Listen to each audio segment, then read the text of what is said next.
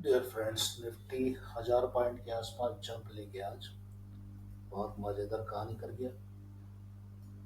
Nifty की upside movement यहां से निकली थी। ये ये एक अपसाइड मूवमेंट थी निफ्टी की। यहां से निकलने के बाद इसने अपनी एक चाल बदली। खुला ही ऊपर वेल मेंटेन के साथ में। ये एक सपोर्ट है, सपोर्ट से ऊपर की तरफ और एक रेजिस्टेंस, रेजिस्टेंस के पास। रेजिस्टेंस क्यों दिख रहा है? ये रेजिस्टेंस है निफ्टी का। यहाँ रेजिस्टेंस है।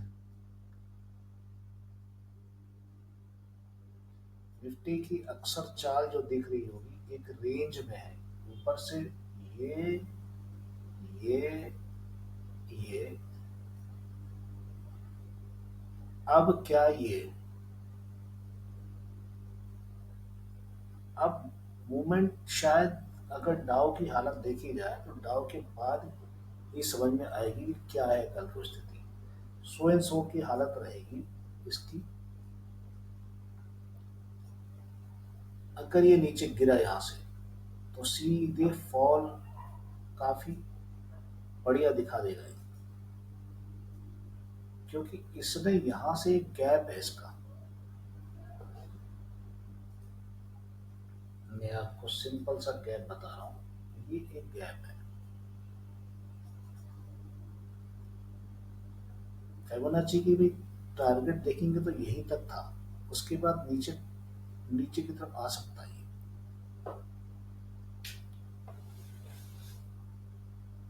अब निफ्टी को, बैंक निफ्टी की रेंज, अब ये देखो आरएसआई की क्या हालत है। आरएसआई की हालत तो नीचे की तरफ जा रही है ये, और वो साहब ऊपर की तरफ चल रहे हैं। वॉल्यूम आखिरी में आई थी कुछ, पहले सपोर्टेड वॉल्यूम चल रही थी। तो इसका मतलब यह है कि कहीं ये कड़ी एकदम कहीं लुढ़क ना जाए।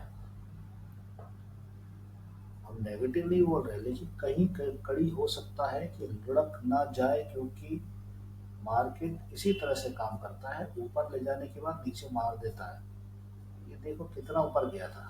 दो बार, एक बार 13 फरवरी, 19 फरवरी को मार्केट नीचे गया। अब 18 मार्च को। अगला मार्च कब आएगा इसकी बात। अगला समय जो आ रहा है इसका, अगला समय जो खतरनाक तो कह सकते हो या कुछ भी कह सकते हो, इसका समय जो है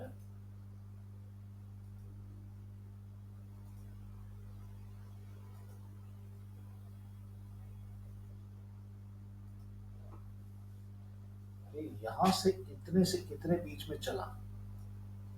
मतलब ये है कि 26 दिन के टर्नआउट के अंदर में इसने उठाव दिया है। 26 दिन के बाद इसने 401 बार को क्रॉस करते हुए ऊपर की तरफ गया। 26 दिन में मामूली नहीं होता, बहुत होता है। 26 दिन में एक अपसाइड मूवमेंट आई है।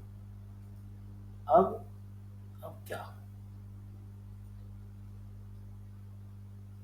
यहां से यहां तक इसे लगे हैं अभी 5 दिन। तो मेरा सिर्फ कहना यह है, अब 5 दिन में तो अपसाइड मूवमेंट हो गई इसकी। तो अगले 5 दिन में क्या होगा?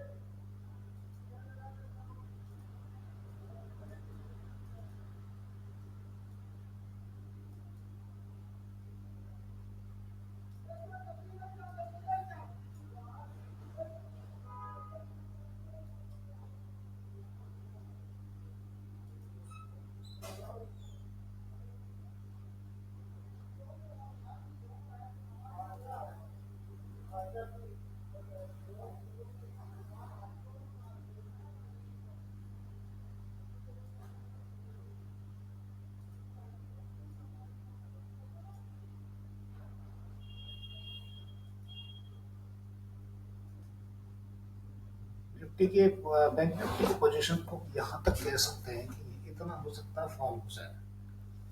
अब कल पता चलेगा डाउ जोन्स क्या क्या दिखा रहे हैं ताकत।